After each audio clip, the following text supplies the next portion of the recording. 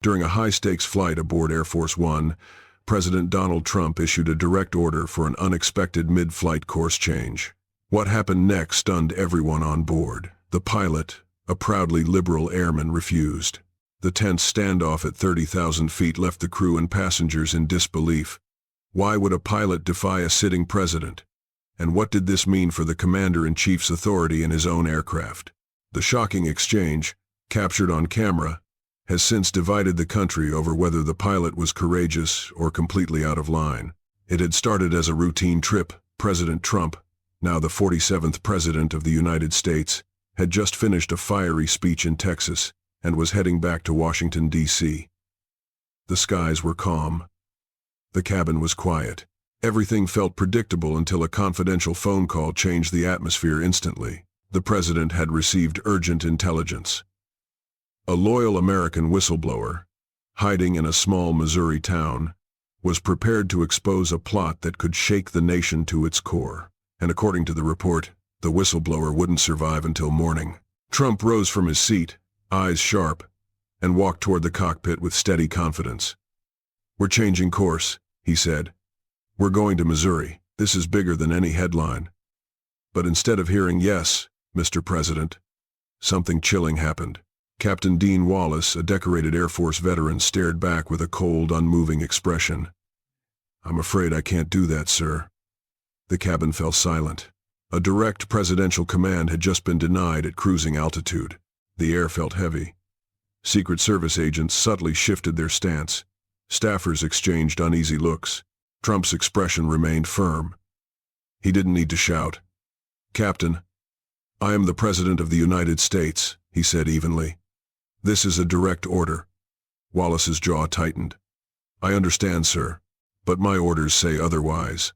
A low murmur rippled through the cabin. No one aboard Air Force One had ever witnessed a pilot reject a president's command. Something was clearly wrong, deeply wrong. "Who gave you those orders?" Trump demanded. Wallace hesitated. "I'm not at liberty to say." The air turned icy. Melania, seated in the main cabin, gripped her armrest. Barron, unusually quiet, leaned close to her.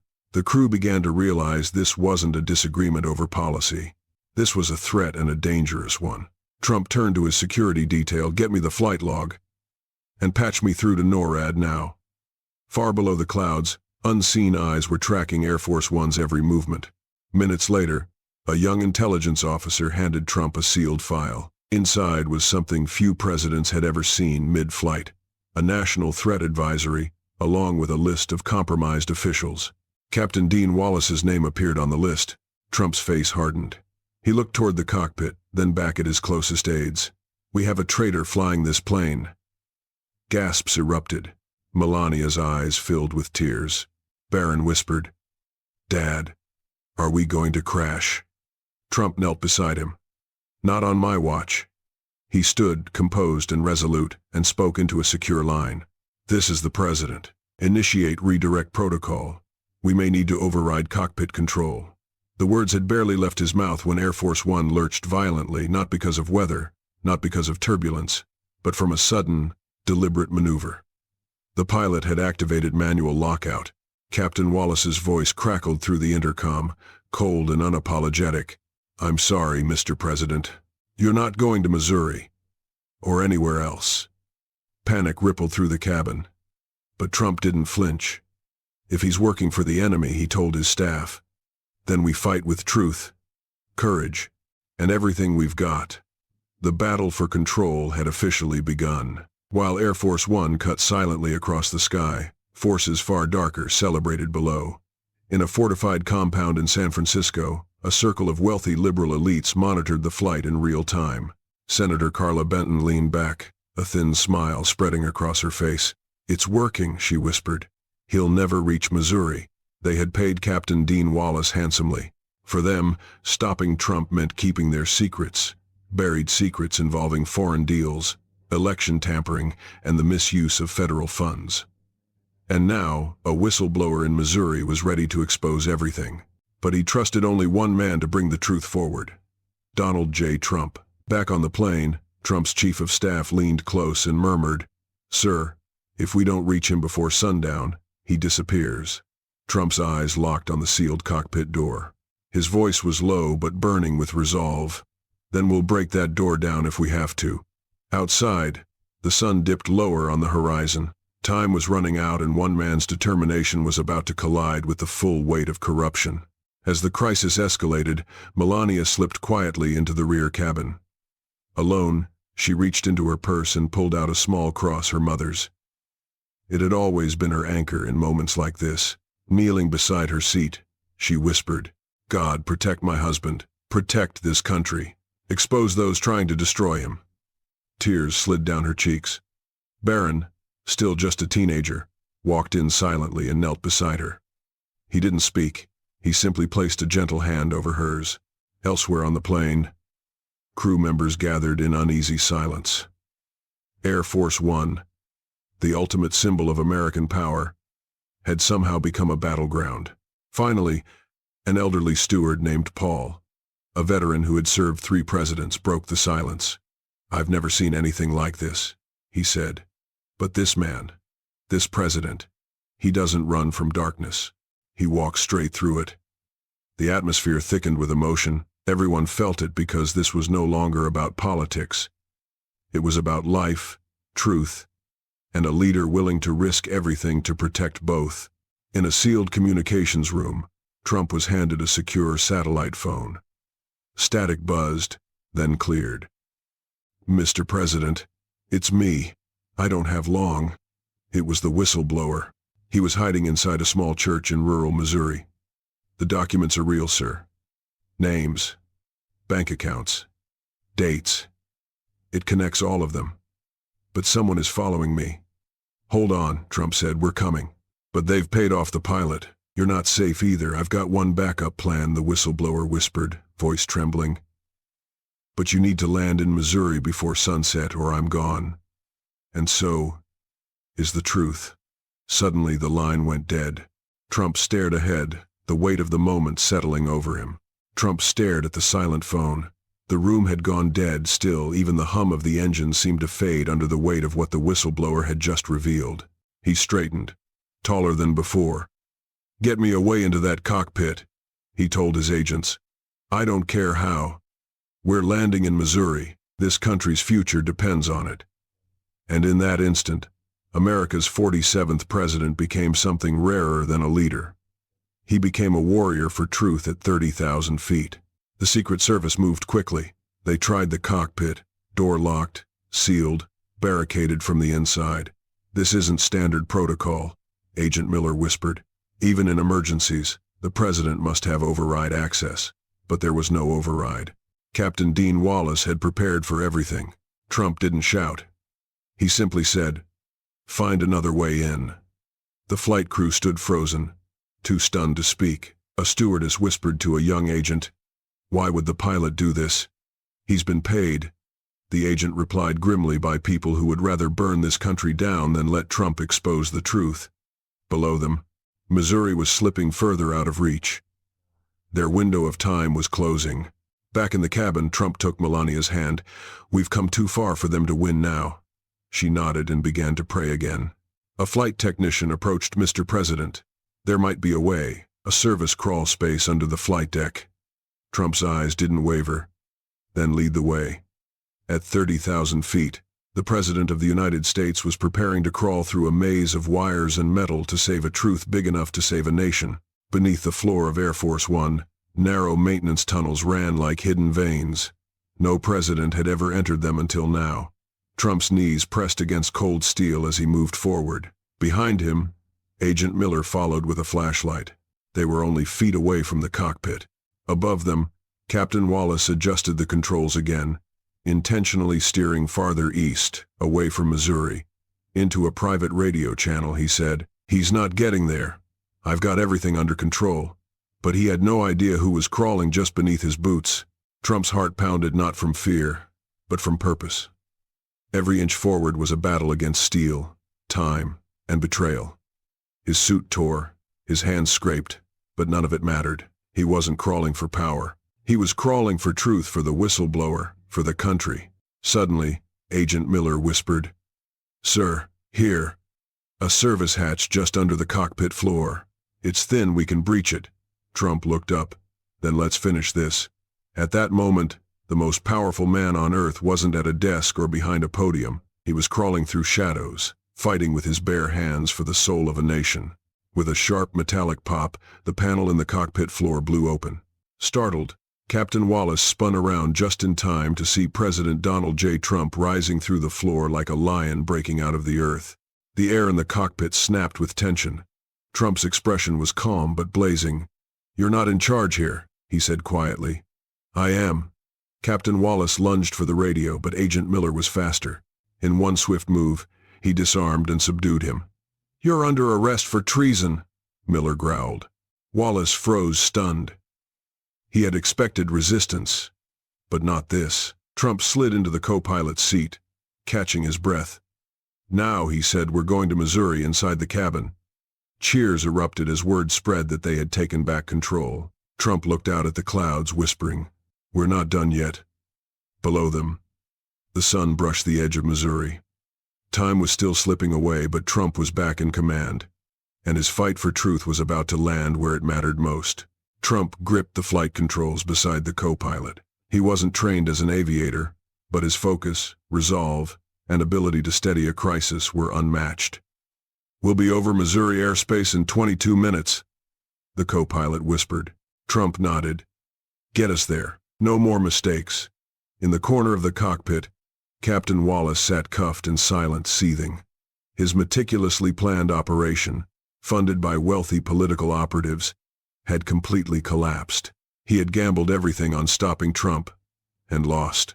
Back in the main cabin, Melania wiped tears from her eyes as she watched the heading on the monitor finally shift toward Missouri. Barron looked up at her. "Did Dad really crawl through the plane?" She smiled softly. "He'd crawl through fire for this country." Outside, Air Force One sliced through the sky with fierce determination. Below, a quiet Missouri town remained blissfully unaware that a political storm was about to break wide open. Hidden in that town was a truth powerful enough to shake the entire nation. Inside a nearby chapel, the whistleblower waited with trembling hands, a flash drive tucked inside a Bible. Time was slipping away. Shadows were closing in, but so was the president. Suddenly, the cockpit radio crackled. "Air Force One, this is Springfield Control. You are not cleared to land. Repeat, divert course immediately." The co-pilot frowned. "That's not right." Landing was approved. Trump answered calmly but firmly. "Stay the course." The radio repeated, more forceful this time. "This is an emergency directive. Repeat, divert immediately." Agent Miller stepped in. "Sir, this smells like interference. They're trying to stall you." Trump's eyes stayed locked on the flight path. "They're running out of ways to stop us." He turned to the communications officer. "Patch me through to the Missouri governor's private line." Within minutes, Trump was speaking directly to Governor Maddox. "Governor, this is President Trump. I'm landing in your state in 12 minutes with evidence of a national crime." There was a tense pause, then a reply that made Trump's chest tighten. "Mr. President, I believe you. You're cleared to land at Jefferson Regional. I'll have the runway ready." When the call ended, Trump gazed out the window. The truth he had fought for at 30,000 feet was now just beneath the clouds. As Air Force One began its descent, Trump returned to the main cabin. Everyone stood, some with tears, some with hands over their hearts, not because he was the president, but because of what he had just done, risking his life to deliver the truth. Trump didn't give a speech. He simply said, "We're almost there. Thank you for trusting me." Melania hugged him tightly. Her voice trembled. "I was so scared, I know," he murmured. "But we don't back down. Not when the country needs us." Barron stepped forward, holding the small cross his mother had prayed with Dad. "This is for the whistleblower. I want him to have it." Trump nodded, eyes misting. "That means more than you know." Outside, the small Jefferson runway finally came into view. But in town, a dark van sped toward the chapel. The very chapel where the whistleblower waited with everything on the line. Inside Air Force One, everyone held their breath, praying it wasn't too late. The wheels of Air Force One hit the runway with a powerful thud at Jefferson Regional Airport. The small local strip had never witnessed anything like it. America's most iconic aircraft landing unannounced, under heavy security. Fire trucks and state police lined the tarmac. The door opened. President Trump stepped into the golden evening light, flanked by Secret Service agents, Melania, and less than 10 miles away, in a small wooden chapel tucked between the trees, the whistleblower, a frail Vietnam veteran named Carl Jenkins, gripped the Bible that hid the flash drive. His hands shook violently. Tires screeched outside. Through the stained glass window he saw a black van pull up, not federal agents, not reporters, but armed men in dark suits. Carl dropped to his knees. God, please don't let it end like this. Then, faint but growing louder, came the thumping of helicopter rotors. Air Force One had brought more than just Trump, it had brought hope. "Sir, he's in danger," Agent Miller shouted, holding up a live satellite feed of the chapel. "We're out of time unless we move now." Trump didn't hesitate. "Get me there. Fast." A convoy of unmarked SUVs tore down the Missouri back roads, trees flashing past as dusk painted the sky. Trump sat in the front passenger seat beside the driver, refusing to sit safely in the back. "They think they can scare him into silence," Trump muttered, fists clenched. But not today. Inside the chapel, Carl Jenkins backed into a corner as the wooden door creaked open. The gunman entered slowly, flashlights slicing across the pews. "Just hand over the drive, old man," one of them said. "No one has to know." Carl's voice trembled, but he stood his ground. "America will know. He's coming." And then crash. The front door exploded inward. Secret Service agents surged in like a thunderclap. Carl collapsed to the floor, sobbing with relief. Through the dust and shouts, President Trump strode into the chapel and went straight to Carl.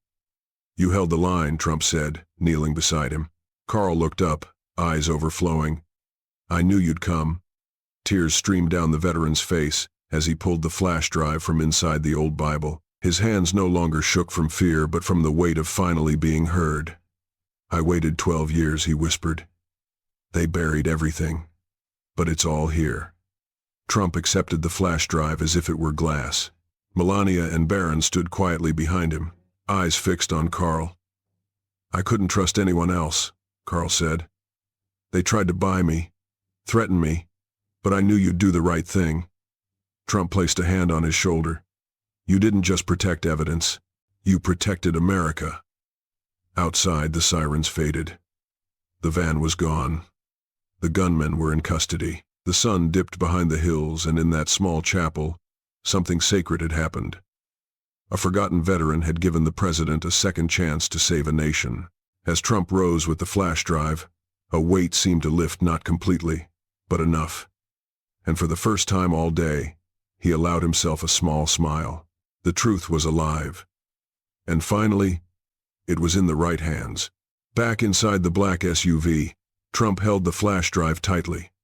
A cybersecurity agent opened a laptop on his lap. The files loaded slowly. Old documents, hidden communications, bank transfers, and names. Famous names, powerful names. The documents connected media executives, elected officials, and global elites to a sprawling criminal network: corruption, money laundering, election manipulation, and illegal surveillance programs. All funded and protected by the very people who tried to stop Trump's presidency from the beginning. Melania gasped softly, her hand covering her mouth. Barron sat frozen, eyes wide as he began to understand the danger his father had truly faced. One of the agents murmured, barely above a whisper, This could flip the country upside down." Trump didn't blink. "No, it'll turn it right side up." He drew in a steady breath. "We go public. Tonight." The SUV raced back toward Jefferson Regional Airport, where a secure satellite uplink awaited. But elsewhere, a silent alert had already been triggered, the same network that had paid Captain Wallace. And they weren't finished yet. Far away, another aircraft lifted off the runway. Its target, Air Force One. As Air Force One's engines thundered to life for the return flight to Washington, no one on board knew what was coming. Inside, Trump sat at the communications desk, preparing for a national address. The flash drive was encrypted and ready for immediate upload to trusted servers. Then a radar warning flashed across the screen. Unidentified aircraft approaching. The co-pilot said urgently. No transponder. Moving fast. Agent Miller narrowed his eyes. That's no commercial flight. That's a private jet, and it's not answering radio calls. Trump stepped into the cockpit doorway. Weapons unconfirmed, the co-pilot said. But sir, it's tailing us hard. Suddenly, the mystery jet veered close, dangerously close, shaking Air Force One with a violent jolt. They're trying to scare us out of the sky, an agent said. Trump didn't flinch. Tell them we don't scare. But everyone knew the truth. This wasn't intimidation. This was a last-ditch attempt to stop the evidence from ever reaching the American people. Time was running out. As the hostile aircraft circled menacingly, Trump sat before the onboard camera, ready to speak to the nation. 5 minutes until broadcast, a technician announced. Trump looked into the lens not with anger, but with a deep, steady conviction. I've seen the worst of what hides in the dark, he told his team. But the American people deserve to see the light. Outside, fighter jets scrambled to escort Air Force One. The unknown plane was ordered to retreat. Inside, the red light blinked. Live. Trump drew a breath and spoke straight into the hearts of millions. My fellow Americans, tonight I hold in my hands proof of a deep betrayal, not just of me, but of you, the people. The truth was buried, and someone tried to stop me from reaching this moment, but we made it together. He lifted the flash drive. This changes everything. Living rooms across the country fell silent. A retired nurse in Oklahoma clutched her rosary. A coal miner in West Virginia wiped tears from his eyes. An elderly war veteran in Florida stood up and saluted the screen with trembling hands. The flash drive exposed corruption so deep, so intimate, that many were overwhelmed. The faces behind the betrayal weren't strangers. They were people America had trusted for decades. News anchors, senators, CEOs, even a former vice president. But there was President Trump, steady and clear, holding the truth in his palm. Justice, he said softly, is coming. The internet erupted. Millions rallied online and in the streets, not with anger but with courage, not with violence but unity. Yet for every person inspired, others were watching in panic. Inside a dark Washington office, Senator Carla Benton slammed her phone against the wall. He wasn't supposed to make it off that plane, but he had, and now the people were rising with him. Back aboard Air Force One, the nation's attention was on their screens, but inside the aircraft, something even more profound was happening. Something powerful was unfolding aboard Air Force One. Baron Trump, tall, quiet, still growing into himself, stepped toward his father with tears streaming down his face. I saw what they were trying to do to you, he said, voice shaking, and you still didn't stop. Trump pulled his son into a firm embrace. I didn't stop, he whispered, because I'm fighting for you, for your future, for every child's future. Melania watched, eyes misty, her hand pressed over her heart. A soft, broken sob escaped from a flight attendant nearby. In that moment, the most powerful man in the world was not a president. He was a father who had fought through the skies to ensure his son would inherit a free and honest America. It was more powerful than any speech, more unforgettable than any headline, because behind every battle Trump fought was love. But as hope surged, danger returned. The rogue aircraft still circling them suddenly shifted course, heading straight toward Air Force One. The escorting fighter jets erupted with alarms. Possible intercept orders. One pilot radioed. Inside the cockpit, Trump stood behind the flight crew. Do not engage unless fired upon, he said with calm authority. But then a flash burst from the pursuing jet's tail. A missile. No, a flare. A decoy. Then came the real one, missile inbound. Everyone aboard froze. Before panic could take hold, one of the escorting F-22 seconds broke formation and dove in front of Air Force One, taking the hit head-on. The explosion tore through the sky. Melania screamed. Staffers dropped to the floor. Barron clutched his seat with white knuckles. But the F-22's sacrifice had saved them all. When the shockwave faded, Trump stood utterly still, eyes filled with grief and iron resolve. Find the pilot of that jet, he said quietly. I want his name. America will never forget what he just did.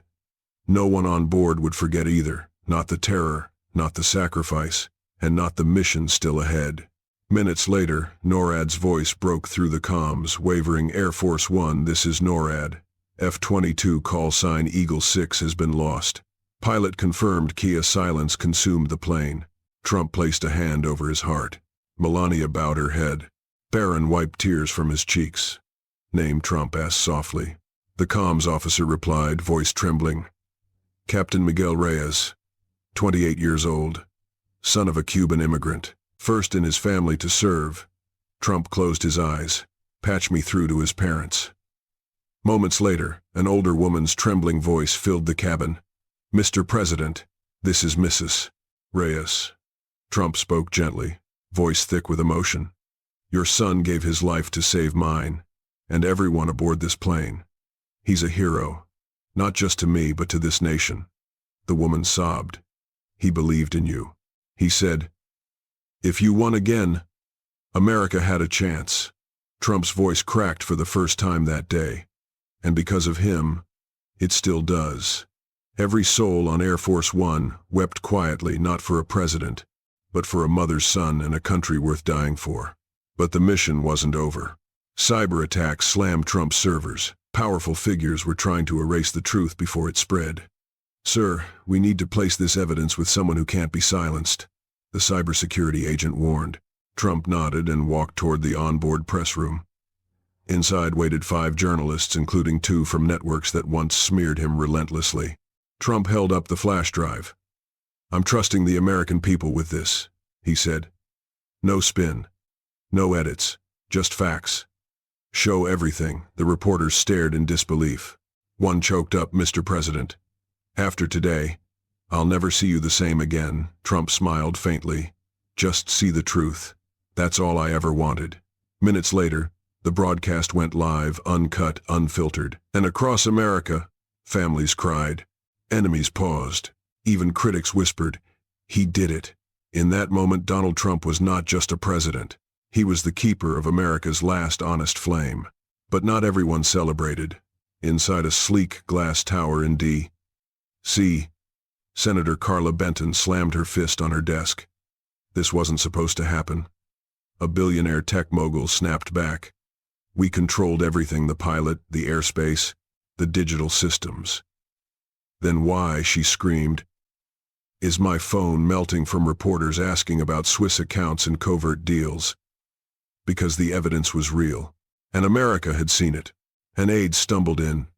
Pale, ma'am, the FBI has launched emergency investigations. They've reopened the cases you sealed. And from televisions across the country, Trump's voice echoed. We don't kneel to evil. We kneel only to God. And as long as I'm breathing, I will defend this nation with every truth, every breath, and every ounce of courage we have left. Benton's face drained white. He just ended us. She was right. But the war wasn't over. As Air Force One descended toward Washington, another mission unfolded in the rear cabin. Captain Dean Wallace sat handcuffed, strangely calm. Agent Miller entered with a dossier. We know who paid you. Wallace didn't deny it. You think this ends with me? I'm just a flyer. The real players are already planning their next move. Trump stepped inside, steady and quiet. You almost killed everyone on board. You betrayed your oath. Wallace finally looked up. I did what I was paid to do. And now, Trump said, you'll answer to the people.